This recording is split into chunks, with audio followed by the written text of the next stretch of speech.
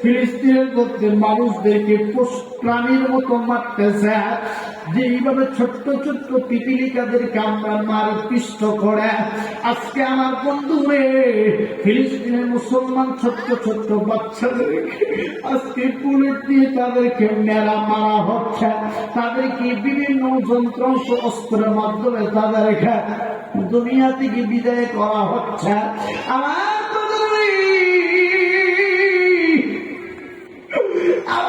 আপনার বাচ্চা জন্ম দিলে ছোট্ট ছোট্ট খেলনাগুলো হাতে তুলে দেই, কিন্তু ফিলিস্তিনের ছোট্ট বাচ্চারা যখন জন্ম দেয় আমার বন্ধুরে তাদের কানের মধ্যে তারা পিস্তলের শব্দ শুনতে পায়। এই জন্মদান এই ছোট্ট ছোট্ট বাচ্চাদের ইমান কিন্তু ওই যুগে ওই আমার বাইরে ফিলিস্তিনের মধ্যে আমার বন্ধুবান দামি ইমান, এদের ইমানের ন্যূনতম ইমান যদি আমার আপনার ভিতরে থাকত আমরাও কিন্তু আল্লাহ আল্লাহওয়ালা হয়ে যাইতাম। কথা বল ঠিক কিনা?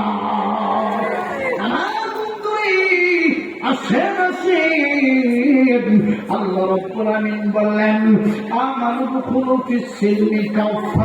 ইসলামের ভিতরে যদি কেউ পরিপূর্ণ হয়ে ঢুকতে চায়, নবীজি আপনি তাদেরকে বলে দেন এক নম্বর তারা যেন ইমানটা ঠিক রাখা, এক নম্বরে এই পৃথিবীতে কাউকে ভয় করা যাবে না, একমাত্র ভয় করতে হবে চিৎকার মেরে বলুন কাকে, আর জোরে বলুন না কারে ভয় করতে হবে?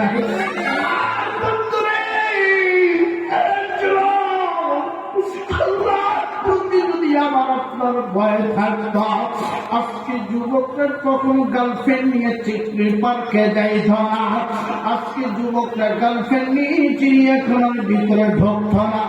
আমার আপনার দিনের ভিতরে যদি আল্লাহর ভয় থাক করে যুবক আমরা কখনো অনলাইনের মধ্যে জুয়া খেলতাম না, আমরা কখনো গভীর রাতে পর্নোগ্রাফিতে আসক্ত হইতাম না।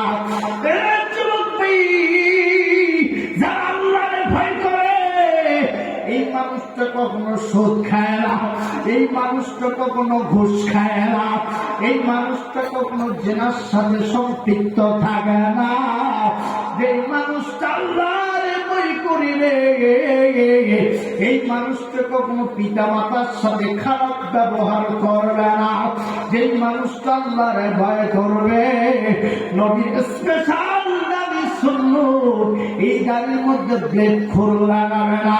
কথা বল ঠিক কিনা? আরো জোরে বলে বলেন ঠিক কিনা? আসেন বন্ধুগণ আমার বাপ ভাইরা, যারা প্রকৃতপক্ষে ইমানদার হবে এই ইমানদারের ব্যাপারে আল্লাহ কোরআনের মধ্যে সুন্দর একটা বর্ণনা দিয়েছেন। আল্লাহ বলেন নবীজি তাম পৃথিবীর সমগ্র মানুষদেরকে বলে দাও আমি আল্লাহ পাক বলে দিলাম ইন্নামাল মুমিনুনা আল্লাযীনা আমানু বিল্লাহি ওয়া রাসূলিহি সুম্মা লাম ইয়ারতাবু ওয়া জাহাদু بأموالهم وأنفسهم في سبيل الله أولئك هم الصادقون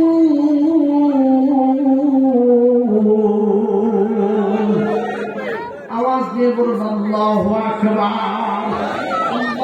আমি ডাক দিয়ে বললেন নবীজি তাম পৃথিবীর মানুষদেরকে আপনি বলে দেন এই মানুষগুলো যদি মুমিন হইতে চায় এক নম্বরে আমি আল্লাহকে ভালোবাসবি,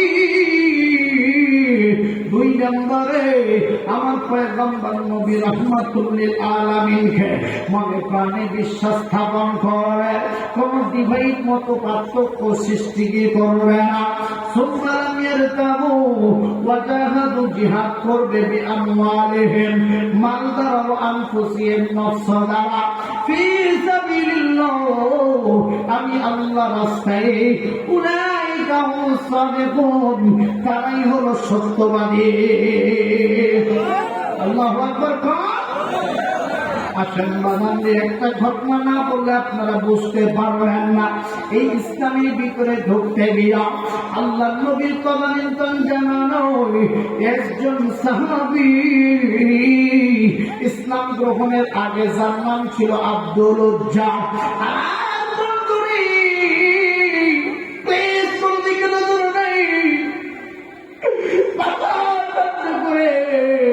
কথাগুলো একটু শুনবেন বাংলায়। আব্দুল উজ্জা নবীজির কাছে চলে গেল,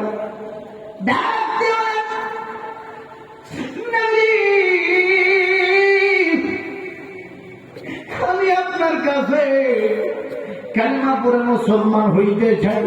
নবীজি আপনি কি আমার মুসলমান বানাবেন?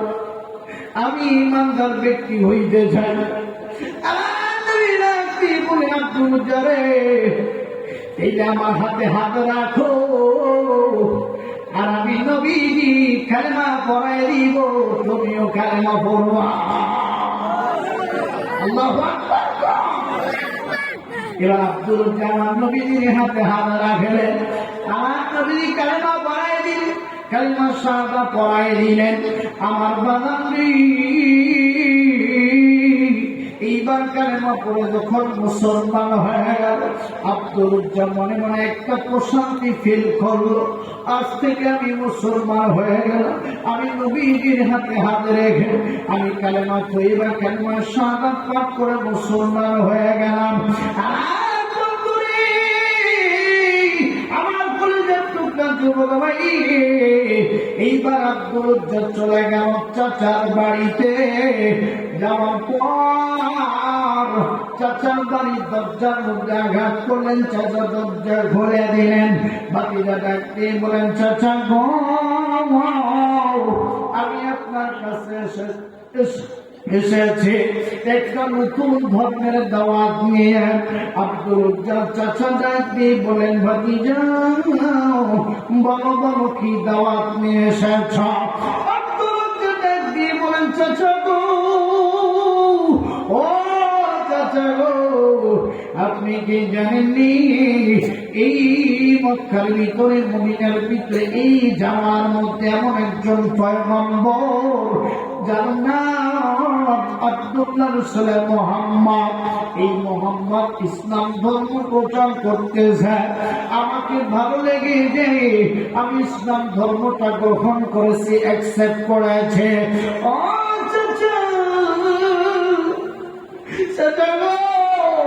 আপনি কি ইসলাম গ্রহণ করবেননি? আপনি কি কালেমার দাওয়াত গ্রহণ করবেননি? আপনি কি মুহাম্মদের দলে অন্তর্ভুক্ত হবেননি? এইবার চাচা ডাকতে বলেন, ভাতিজা রে,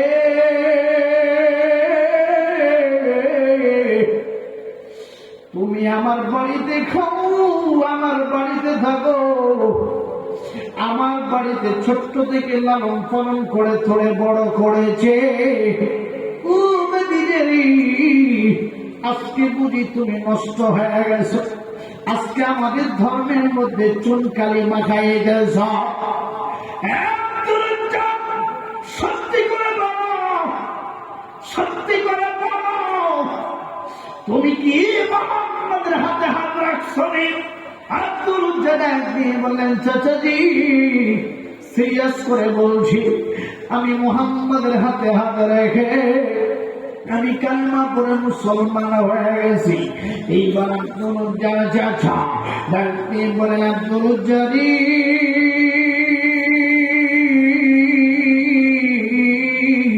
এই মুহূর্তে আমি তোমাকে আলাদা করে দিলাম। কি থেকে আলাদা করলাম জানো নি? তোমার বাবার যত টাকা পয়সা সয় সম্পত্তি আছে এগুলো থেকে আজ থেকে আমি তোমাকে বিভক্ত করে দিলাম। যুবক ভাই, ইসলামের ভিতরে ঢুকতে গিয়া আব্দুল উজ্জা তার জীবনের অর্জিত সম্পদ, বাবার সয় সম্পত্তি, টাকা পয়সা গুলো হারাইল। আব্দুল উজ্জা আর বাবার টাকা পয়সা ব্যাংকলেস গুলো হারাইছে, এরপরও কিন্তু ইসলাম থেকে একটু সরায় যায় নাই, ইমান থেকে একটু সরায় যায় নাই। আব্দুল চাচা ডাক দিয়ে বলেন, ভাতিজারি ও বাদিরো, আজ থেকে তোমার বাবার যত টাকা পয়সা সম্পত্তি আছে সবগুলো থেকে আমি তোমাকে বিভক্ত করলাম, সবগুলো থেকে তোমাকে আমি ডিভাইডেড করলাম। আব্দুল জাদাক দিয়ে বললেন, চাচাজি সম্পত্তি থেকে আপনি আমাকে আলাদা করেছেন, আমার কোনো দুঃখ নাই, কোনো কষ্ট নাই, কিন্তু চাচা মোহাম্মদের ধর্মটা কিন্তু ভালো ধর্ম, প্রান্তের ধর্ম। এই ধর্মের মধ্যে কোনো কাটাকাটি, কোনো হানাহানি নাই। এই ধর্ম একটা শান্তির ধর্ম। ইন্নাদ-দীনা ইনদাল্লাহিল ইসলাম, Islam is the first of religion. চাচা গো, আপনার অনুরোধ করে বলছি আপনি একটু ধর্মটা গ্রহণ করেন। আব্দুল চাচা ডাক দিয়ে বলেন, ভাতিজারি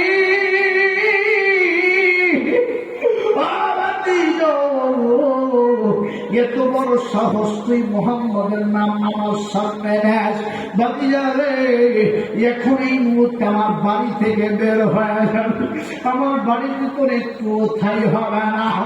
আব্দুল চাচার বাড়ি থেকে বের হইও, আমার বন্ধুগণ যখন দরজা থেকে বের হইতে চায় এমন সময় পিছন দিক থেকে আব্দুল চাচা ডাক দিয়ে বলেন, ভাতিজারে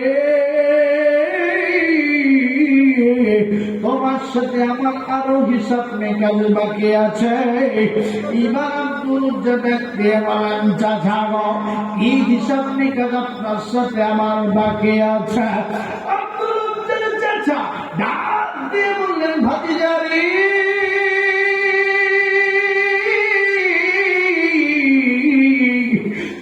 শরীরের মধ্যে যে জামাটা পরা আছে এইটা আমি টাকার কেনা জামা, এইটা আমার কষ্ট অর্জিত সম্পদের জামা। এখন এই মুহূর্তে জামাটা পরনের জামাটা তুমি খোলা দিবা।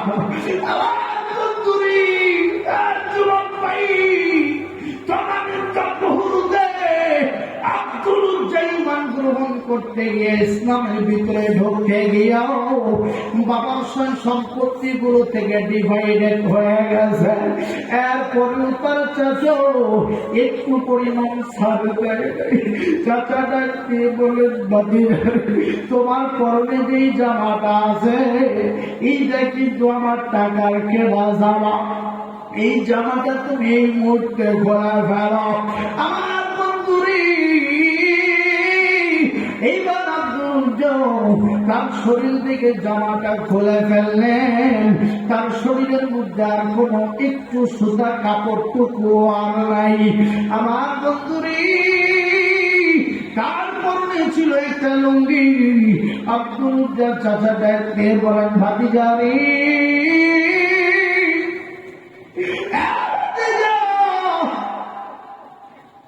তোমার পরনে যে লুঙ্গিটা আছে এটাও কিন্তু আমার টাকার কেনা। ভাতিজারে এই লুঙ্গিটাও তুমি এখন এই মুহূর্তে বলে ফেলবো। চাচার সামনে চাচা একজন বাবার মতো বলেন, তো আপনাকে যদি আপনার নিজের চাচার সামনে আপনার চাচা যদি বলে, আপনি যুবক মানুষ, আপনার চাচা যদি বলে বাবা প্যান্টটা খোলো, খুলবেন নাকি? জোরে বলেন, খুলবেন নাকি? আব্দুল চাচা ডাক দিয়ে বলেন, ভাতিজারে যেহেতু তুমি বাড়ি থেকে বের হয়ে যাইব, আমার টাকার কেনা যে লুঙ্গিটা আছে এটা খোলা ফেলো।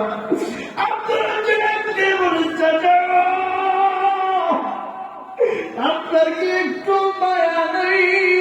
আপনার কি ন্যূনতম লজ্জা দিব নেই? আমি ভাতিজাকে উলঙ্গ করে বাড়ি থেকে তাড়ায় দিবেন। ডাক দিয়ে বলেন, ভাতিজারে এখনো সময় আছে, যদি তুমি গামা চড়ে দাও যদি তুমি মোহাম্মদের ধর্ম থেকে বের হয়ে আসো, তাইলে আমি এই মুহূর্তে তোমার সবকিছু ফিরিয়ে দেব, টাকা পয়সা ব্যাংকেস বাড়ি গাড়ি করে দেব। আব্দুল বলেন, চাচা মাপ চাই, আমি ইসলামের জন্য সব বিসর্জন করে দেব। আমার বন্ধুরি, আল্লাহ কোরআনের ভিতরে স্পষ্ট ভাবে বলেছে,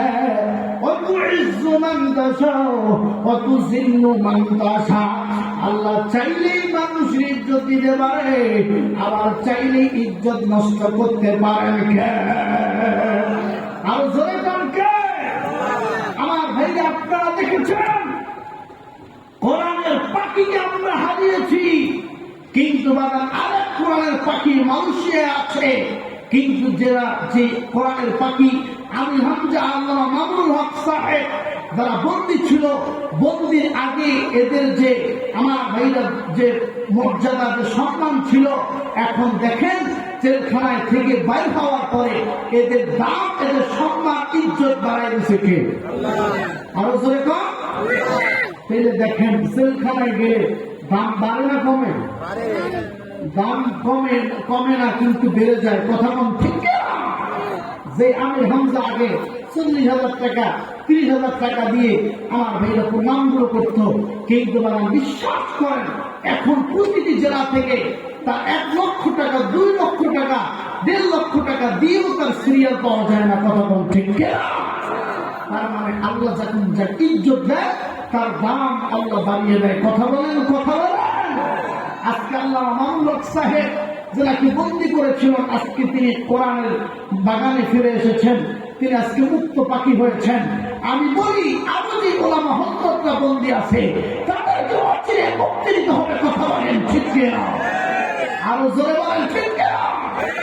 কারণ এটা শাহজালালের ভূখণ্ড, এটা খানজাহানের ভূখণ্ড, এটা মুখতিয়ার বাংলাদেশ, এটা তেতুমিরের বাংলাদেশ, এটা হাজিদের বাংলাদেশ, জানওয়ালার বাংলাদেশ, টুপিওয়ালার বাংলাদেশ, নাস্তিক মোরতাদ রাম বাবুদের বাংলাদেশ নয়। কথা বলেন ঠিক কিনা? আরো জোরে কোন ঠিক কিনা? এই সমস্ত কথা বললেই আমাদেরকে জঙ্গিবাদী, সন্ত্রাসবাদী, উগ্রবাদী ভাবে কথা বলেন। কথা বলেন আরো জোরে কোন? সত্যের পক্ষে গান গাই বলে আমি বিদ্রোহী, সত্যের পক্ষে ডাকি বলে আমি বিপ্লবী। কথা বল ঠিক কিনা? কোরআনের কথা বলি তাই বলে আমাকে মৌলবাদী, জিহাদের কথা বলি তাই বলে আমাকে জঙ্গিবাদী। কথা বল ঠিক কিনা? আমি বিদ্রোহী, বিপ্লবী, মৌলবাদী, কেন জঙ্গিবাদী? কথা বলেন, কথা বলেন। জন্মের পরে কানে আজান কি দেয়নি, তুমি মৌলবাদী সারা হওনি। আবার মরণের পরে জানাজা পড়াবে, কখন কোথায় পালিয়ে যাবি? আমি বিদ্রোহী, বিপ্লবী, মৌলবাদী, কেন জঙ্গিবাদী? কথা কম ঠিক কিনা? লিল্লাহ তাকবীর। দুটো উঁচু করেন, এরকম করেন, 1 2 নারা দেন, লিল্লাহ তাকবীর, লিল্লাহ তাকবীর। যে সমস্ত যুবক ভাইরা বিয়ে করেন নাই তারা একটা তাকবীর দেন, লিল্লাহ তাকবীর। এবার যারা বিয়ে করছেন তারা দেন, লিল্লাহ তাকবীর। আরেকটু জোর দেন, লিল্লাহ তাকবীর। বাহ, বিয়েবারের সংখ্যাটা একটু বেশি আছে। কতক্ষণ ঠিক কিনা? আরো জোরে বলেন। যাই হোক বাবা, তাহলে আরেকবার সবাই আরেকবার তাকবীর করুন, লিল্লাহ তাকবীর। আমার বন্ধুগণ, আমার ভাইরা কষ্ট হচ্ছে নাকি? আরেকটু চলবে, থাকবেন ইনশাল্লাহ? থাকবেন তো ইনশাল্লাহ? আমার বন্ধুগণ, আমার বাজানেরা, প্লিজ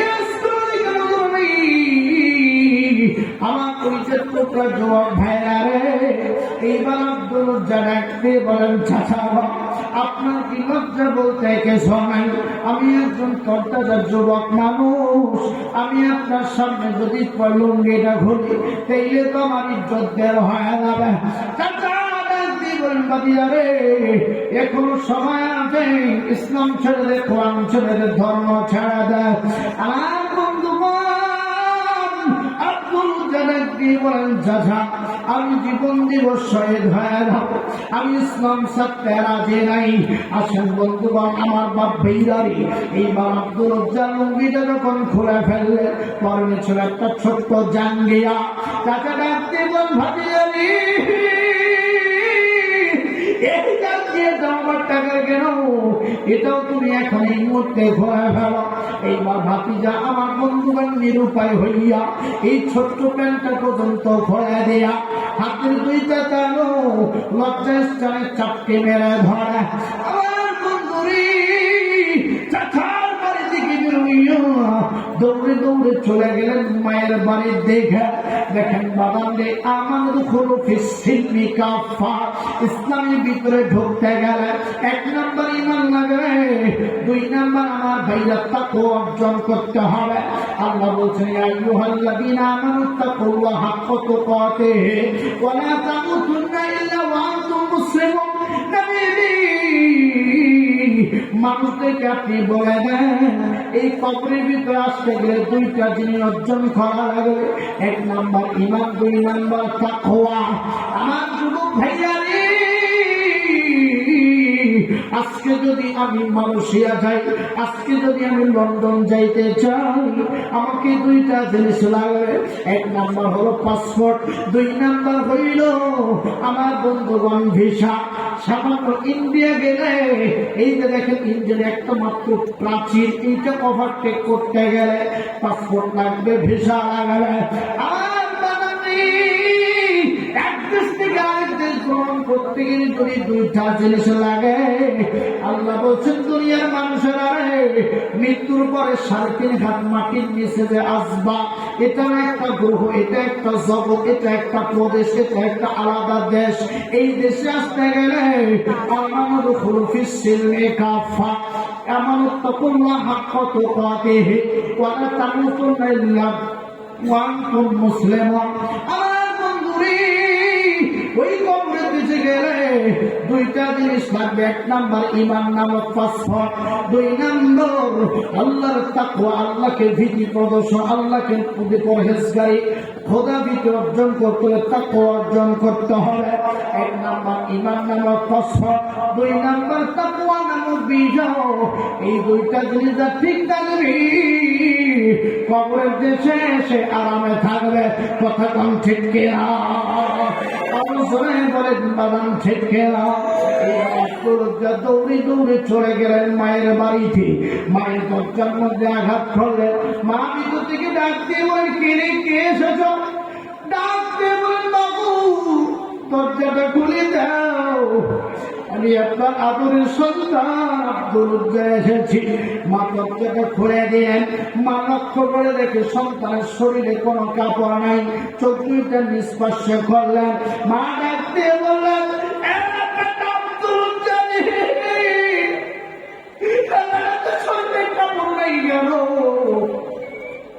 তোর শরীরে একটা জামা নাই কেন রে বাবা? কারণটা কি?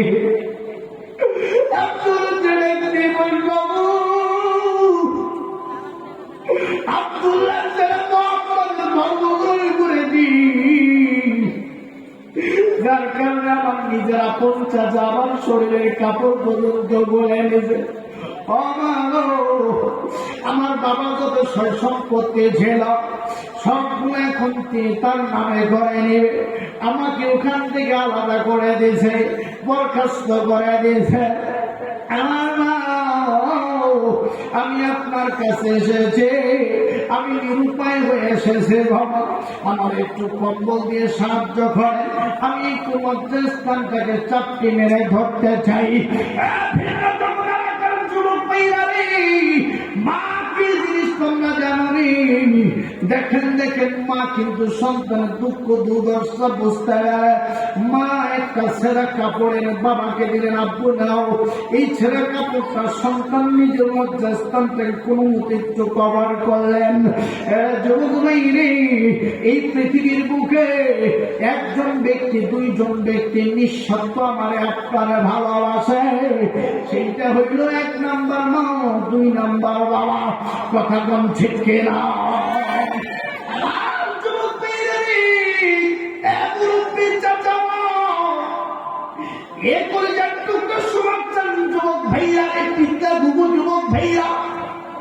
এই পৃথিবীতে জমি হারাইলে কিন্তু জমি পাবি রে, সম্পত্তি হারাইলে সম্পত্তি পাবি, টাকা হারাইলে টাকা পাবি, কিন্তু মা যেদিন হারায় যাবে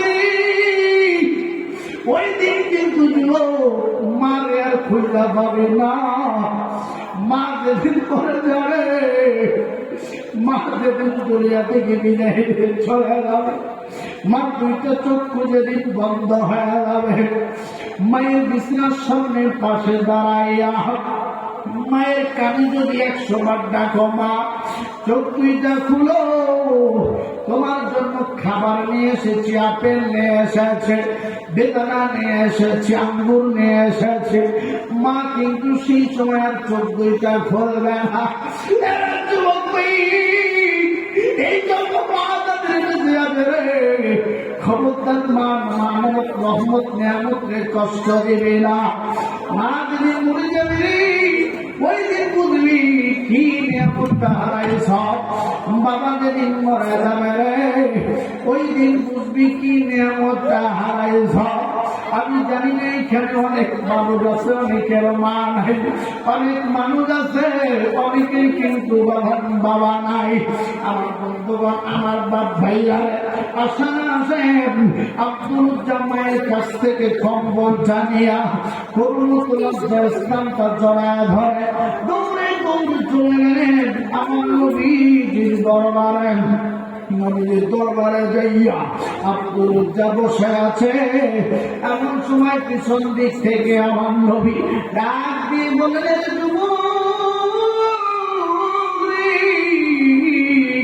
তুমি কেন কাঁদো? কারণ থাকে। যুবক ডাক দিয়ে বলেন, নবী রে, আমি বললাম আব্দুল ইসলাম গ্রহণ করতে গিয়ে, ঈমান আনতে গিয়া সর্বহারা হয়ে গেছে। যুবক ভাইরে, আজকে দুনিয়াতে তুমি আমি বেঁচে আছি, প্রত্যেকটা দিন সূর্যের আলো 81 টন ভোগ করতেছে, 16 কেজি অক্সিজেন তুমি আমি লাঞ্চের ভিতরে গ্রহণ করতেছে। আল্লাহ আমাদের ভিতরে আমার আপনার রেখেছে, অথচ আল্লাহকে আজকে আমরা নারাজ করে বসে আছে। আজকে বৃষ্টি ঠিক মতো হচ্ছে না, কারণটা কি? আজকে জমিনে ভুট্টা লাগাইছেন, জমিনে ওষুধ লাগাইছেন, অনেক ধান আবাদ করতেছেন, কিন্তু ওষুধ ঠিক মতো না দেওয়ার কারণে আজকে জমিনের মধ্যে আল্লাহ ঠিক মতো বৃষ্টি দিতেছে না। কথা বলেন ঠিক কিনা? বলেন বানান ঠিক কিনা? আল্লাহ তো দেওয়ার জন্য বসে আছে, আল্লাহ তো দেওয়ার জন্য প্রস্তুত হয়ে আছে, কিন্তু বানান আমরা তো আল্লাহরে ডাকতে পারি না, আমরা তো আল্লাহর কাছে চাইতে পারি না। আর যুবকরা আল্লাহ দেওয়ার জন্য সবসময় অ্যাটেনটিভ রয়েছে, সবসময় আল্লাহ আমার বন্ধুবান প্রস্তুত রয়েছে, কিন্তু আমি আপনি আল্লাহর কাছ থেকে নিতে পারি না। আমার বন্ধুরি আমি হইলাম আব্দুল, ইসলাম গ্রহণ করার কারণে সবকিছু হারায় ফেলছে। আমার নবী ডাকতে আব্দুল, আজ থেকে তোমার নাম আব্দুল নয়, আমি নবী, তোমার নাম রেখে দিলাম আব্দুল্লাহ। আল্লাহু আকবার বলেন। এই জন্য যুবক ভাইয়েরা, আপনার পা দুইটা ধরে বলি, খবরদার আল্লাহ থেকে বিরত হইবা না, আল্লাহর পথ থেকে একটু পরিমাণ সরে যাওয়া না। আমার যুবক ভাইয়েরা, বেশি লম্বা করবো, যেহেতু আমার সময় একবার শেষের দিকে চলে আসছে, এই জন্য যদি বলি মা যারা বেঁচে আছেন মারে কষ্ট দেবে না। মা যেদিন মরে যাবে ওই দিন বুঝতে পারবি কি নিয়ামতটা হারাইছ। এই জন্য বাদান মারে কষ্ট দিবা না। বাবা যাদের হারাইছে, যার বাবা বেঁচে আছে বাবারে খবরদার আঘাত করবি না, কষ্ট দিবি না। আমার যুবক বন্ধুরি, নিজের মা 10 মাস 10 দিন আমার আপনারে পেটে ধরেছে। এই পেটের ভিতরে আপনি যখন 10 মাস 10 দিন ছিলাম, বানান তো বানান রে, মা কি আমার আপনারে পেট থেকে আলাদা করছেনি? করে নাই। এই জন্য বন্ধু 10 মাস 10 দিন মায়ের পেটে যখন ছিলাম, মা কত কষ্ট করে আমাকে আপনাকে পেটে ধারণ করেছে। আমার বন্ধুরে, মা কতদিন ধরে যন্ত্রণা আপনার জন্য সহ্য করেছে। বাবা কত কষ্ট আমার আপনার পিছনে মেহনত করেছে। একটা বাসের ভিতরে বাস ভর্তি মানুষ, মা আমার কোলে করে নিয়েও রংপুর মেডিকেলের মধ্যে যাইতেছে। বাসের ভিতরে আমি পায়খানা করে দিয়েছি, সবার নাকের মধ্যে কাপড় চলে গেছে। সবাই বলে বাচ্চাটার পায়খানা বন্ধ করে, কিন্তু আমার আপনার মা ওই পায়খানা কামসলার মধ্যে গোটো করে মোড়ায়া লইও মা মুসকে মুসকে হাসি বলে আর বলে, আল্লাহ বাচ্চাটার পেটের সমস্যা ছিল, বাচ্চা পায়খানা করে মা খুশি হয়। আর বাস ভর্তি মানুষগুলো বেজার হয়ে নাকে কাপড় দেয়। এর জন্য জনগণী মারে কষ্ট দিবি, মা যেদিন মরে যাবে সেই দিন বুঝবি কি নিয়ে মা যার বেঁচে আছে রে, আজকে বাড়িতে গিয়ে মায়ের পাটা ধরে ক্ষমা চাইবে, ডাক দিয়ে বলবি মা অনেক অন্যায় করেছি, অনেক ভুল করেছি গো মা, আজ থেকে পা করে মাপ চাইলাম।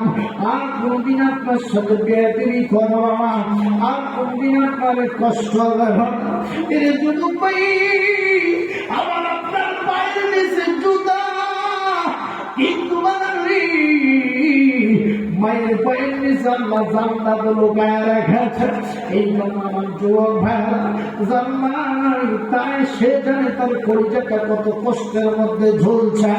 এই জন্য যুবক ভাই মায়ের কষ্ট দেবে না, বাবার খবরদার কষ্ট দেবে না।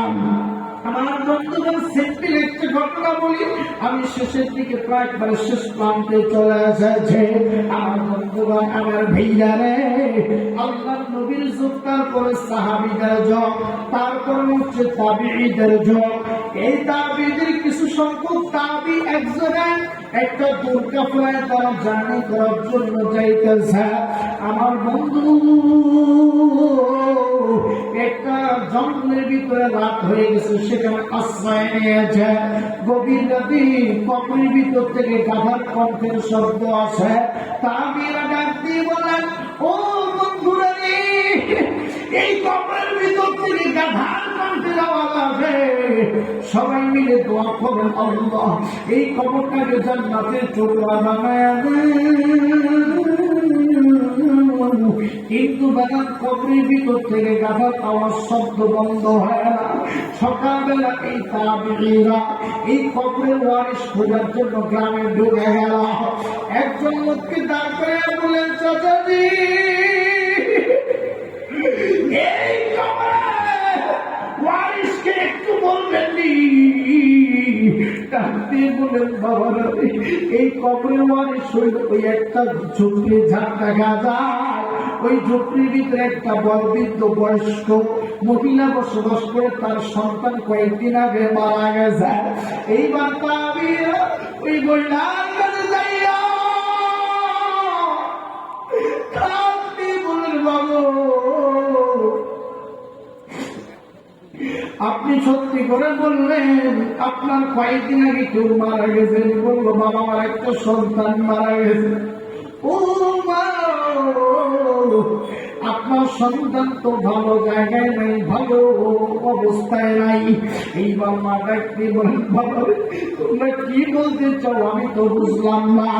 এইবার তাবিরা ওই পরিবারের সঙ্গে করে দিয়া ওই গোরস্থানের মধ্যে আমার বন্ধুগণ যখন চলে গেছে, এইবার কবরের মাটিগুলো একটু একটু করে সারাইতেছে।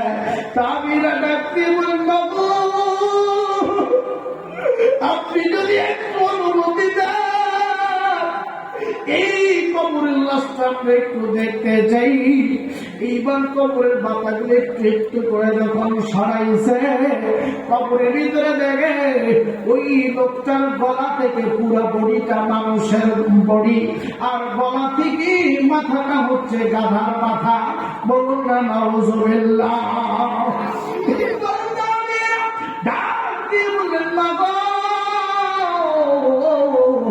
আমরা সারা তোয়া করেছি কিন্তু আল্লাহ তোয়া কবল করে নাই।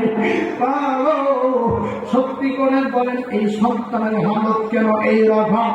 এবার মা ডাকতে বললেন, ও আমার সন্তানেরা রে, এই সন্তান আমার উঠতে বসতে শুধু গাধাবো, আমাকে মতো এই গাধায় দিকে এই গাধা এই কাজগুলো কর, এই গাধা আমার কাপড়গুলো কাজ, এই গাধা আমার খানা দে। আমি মার উঠতে বসতে খালি গাধা গাধা বলে ডাকি, আমি মার সহ্য করতে পারি না। এই জন্য আমি আল্লাহর আদালতে বিচার রাখছি।